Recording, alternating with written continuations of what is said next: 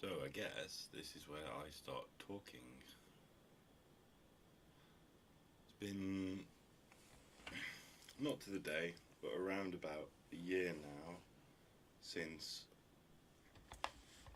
I accidentally ended up in the ITU. I've been sober as a judge, which is nice. I've occasionally drink alcohol, but pretty much, yeah, all the kind of addictions and things, with the exception of tobacco, still vexes me to this day that I haven't managed to quit smoking. I've done 3 months recently, um, but yeah, it just came back round to stress really. Um, and it's just sort of waffling to myself at the moment about like how this past year's gone.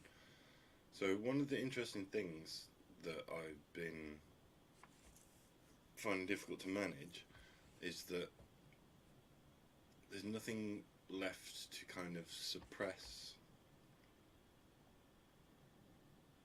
unpleasant memories. Let's say unpleasant memories. There's nothing left to mediate or mitigate the consequences of having forged such intense memories throughout a fairly turbulent life, which I think is a reasonable statement.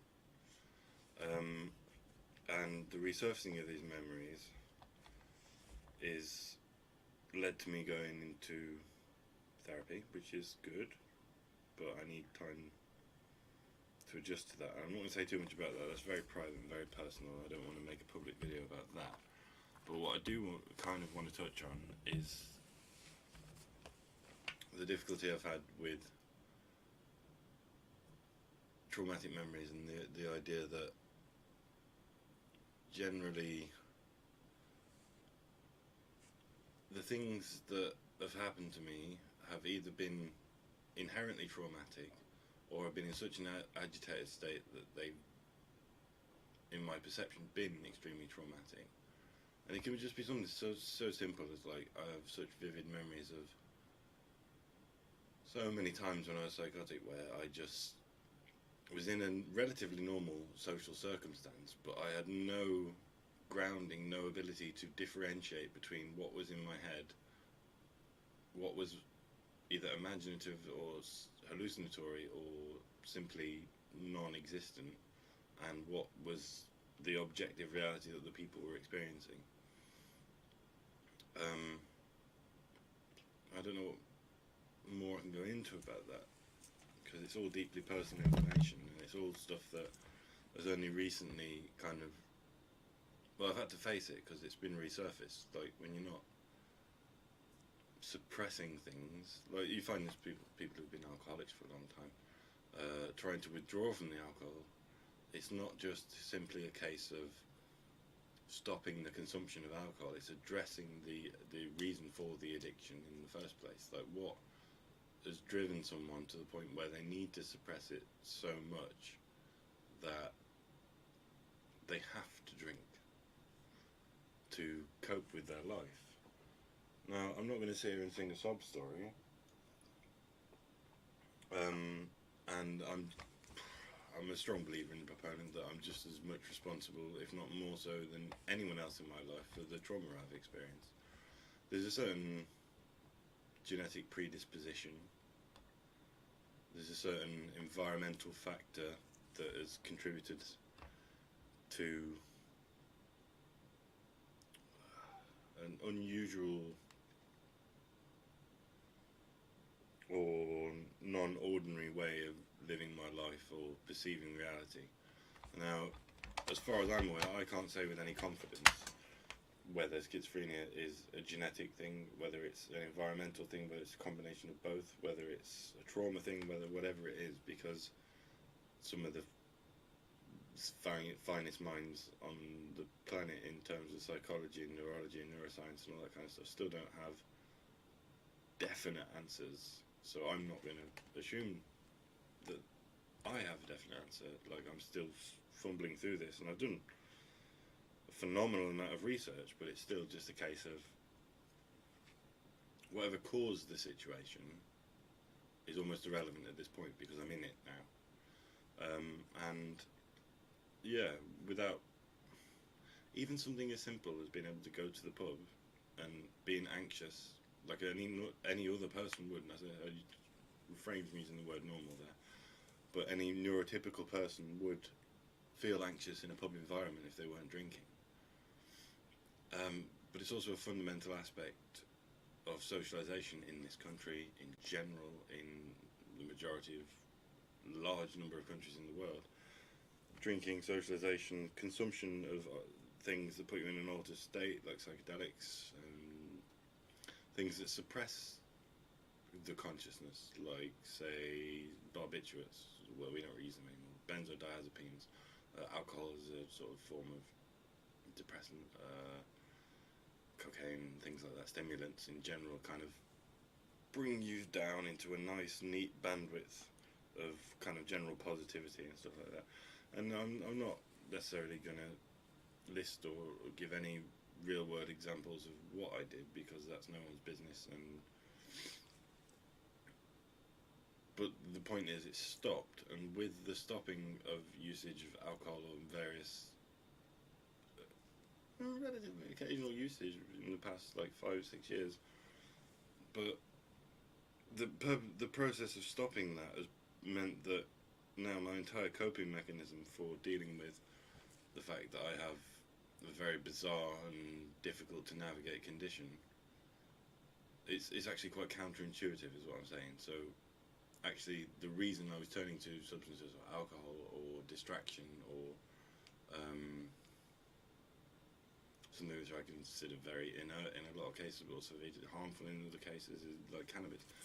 Things like that. Like, stopping doing those things has left me in the position where the reasons I was doing them have become more and more apparent.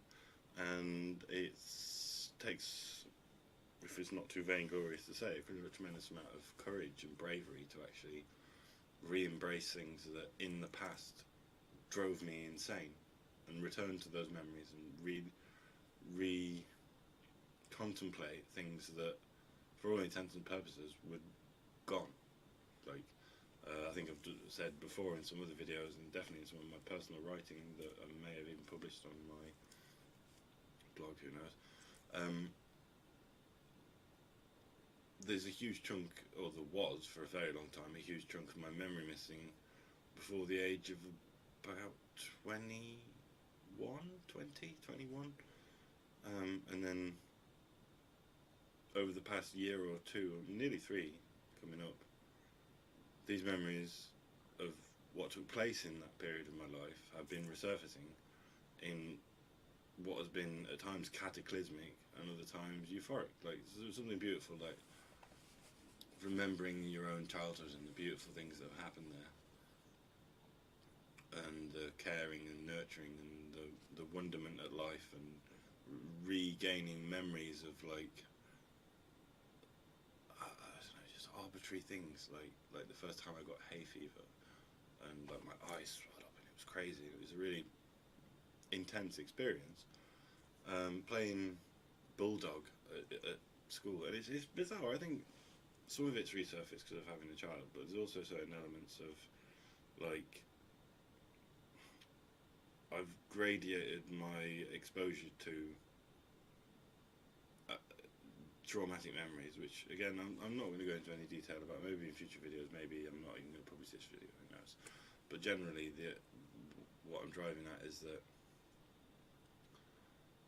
addiction or substance use or misuse or alcoholism or any kind of avoidant behaviour needs to be really delicately approached, because it's not often that in fact, I've never come across someone with an addiction, even if it's just something relatively commonplace like smoking or binge drinking. And I'm not saying that they're okay things to do, but you can still navigate life appropriately. You can be functional within that level of use. It's still always because of some kind of problematic situation that they can't escape, either currently, like we'll take binge drinking. So someone works like a traditional 9 to 5 slogging job that they don't like. It is absolutely, completely, to my mind, understandable why you would want to get smashed and switch yourself off at the weekend and rejig your consciousness into a new state where you didn't have to be the sort of robotic kind of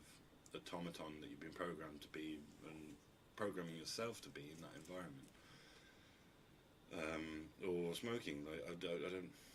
There's not that many people who like don't stop smoking unless it's started for stress management, and I don't know. I can't. There's so many variables and stuff like that. But what I'm saying is that, so the current challenge for me isn't. It's never really been staying sober. I had sort of the greatest thing. The worst I'll admit to is a polydrug habit. So it was never a case of I was just on one drug, really addicted to it, horrible injection, all this kind of like really in-depth, brutal addiction. It was more just like modulating my consciousness to help me process trauma. Yeah, and without the ability to feel comfortable doing that, or even wanting to do that. It's put me in a position where things are resurfacing, where there's memories I didn't know I had for a very long time. There's also just the sheer duration of time since I had my first psychotic break, which was around 2 years long, between the age of sort of 19 and 21. A lot of damage was done in that period of my life, a lot of friendships broken, a lot of things happened, and these things continue to happen for a number of years afterwards. And I don't blame psychosis itself, because it's a descriptor for a trait or an experience or a set of behaviours. It's not like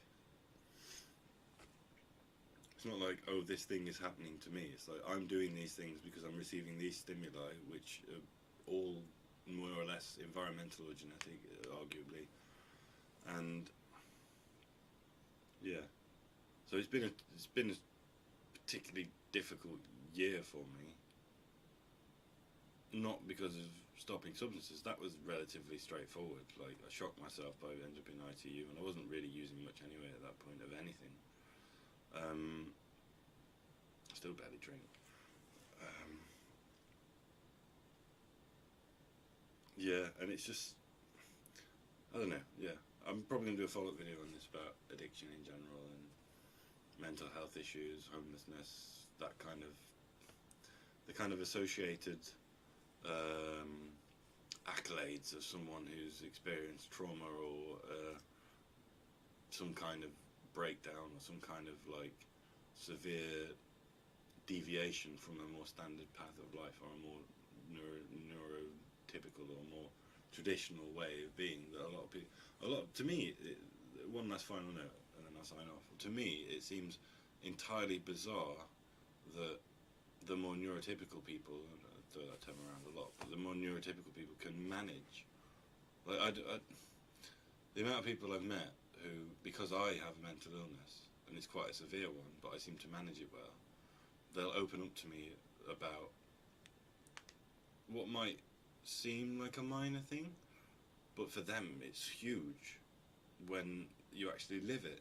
And I think that is the case for everyone. Like, I don't think there's a sane person out there. I don't think there's a person that I've ever met that is completely well adjusted to the sort of society we live in. It's entirely bizarre to function in this kind of closeted, segmented, functional, semi-robotic way of being. Yeah. So that's going to be a big challenge for me over the next couple of years, basically, is how to integrate my condition, the traumatic memories, the dissociation, everything that I experienced that is considered to be a mental illness or part of my mental illness, aka schizophrenia, into something, or at least find a way to healthily compartmentalize those experiences so that they can be integrated into a healthier existence that follows more traditional lines. And I don't think I'm not even necessarily suggesting that's possible. I can't. Yeah. So I'll stop there.